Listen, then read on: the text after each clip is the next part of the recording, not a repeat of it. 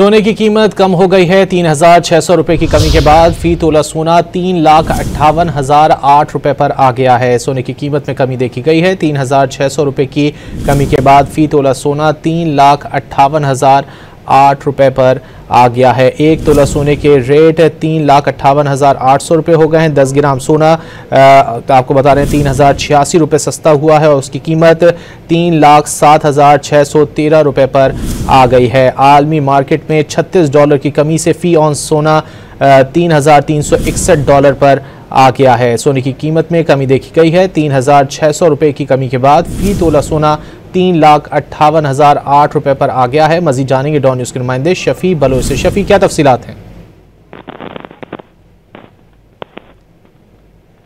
Shafi Bloch से रब्ता करने की कोशिश कर रहे हैं। आपको बता रहे हैं कि सोने की कीमतों में कमी देखी गई है। 3,600 रुपये की कमी के बाद फ़ी तोला सोना 3,58,008 पर आ गया है। शफी बलोच, क्या तफसीलात हैं? जी शफी बलोच से रब्ता करने की कोशिश कर रहे हैं। 3,600 रुपये की कमी के बाद फ़ी तोला सोना 3,58,800 रुपये पर आ गया है।